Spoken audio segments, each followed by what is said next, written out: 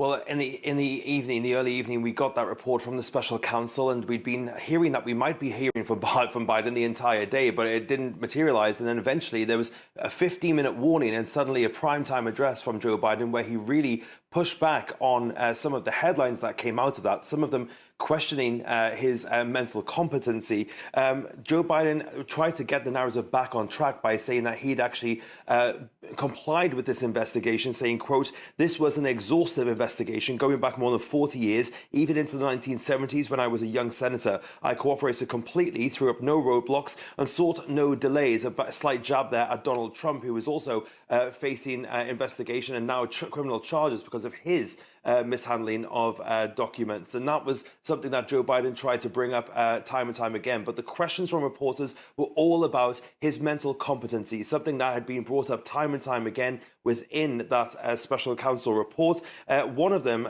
said that Joe Biden could not remember when he was vice president and when his term ended. And then another part really bringing home the emotion for Joe Biden when it said he couldn't remember what year his son Beau died. And that was something Joe Biden really pushed back on it. He was visibly emotional when he said, how the hell dare he mention something like that? He said that when the special counsel brought that up, he thought, how the hell dare he say that to me? It was quite a touching moment, but also something that he really felt viscerally. It was very evident to see. But the reporters, again, questioning his mental competency. And at one point, Joe Biden even had a bit of another gaffe. He's had a couple of them over the last few days where he said 2 times just this week alone that he's had conversations with European leaders who have both died many years ago. In some cases, he mistook Emmanuel Macron for François Mitterrand, the former president of France, and Helmut Kohl as well for Olaf Scholz. So it has been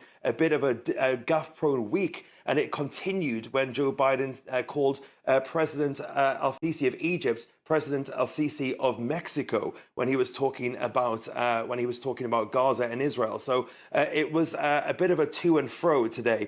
But Joe Biden insisting, quote, "My memory is fine," and bringing up his track record once again, insisting that he did not share classified documents, unlike Donald Trump. That's what he said. And this is obviously different to what we've seen from Biden recently. He's been kind of hidden away from the press in recent days. And this was more Biden off script, as it were, especially in that question and answer section, in that late night, last minute address at the White House. Now, Fraser, all of this plays into long-standing concerns about Joe Biden. Tell us, what has the reaction been there in Washington?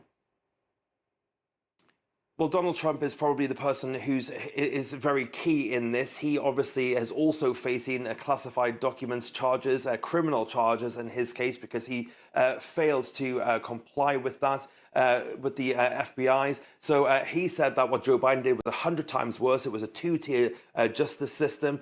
So he's been pushing back against that. But Democrats also very worried because this is not playing well with voters who are worried about Joe Biden's age. He is now 81 years old, and people are worried that he might not have it in him to get through another 4-year term. And that's being used against him in a lot of Republican attack ads, but not just from Donald Trump, but also from Nikki Haley.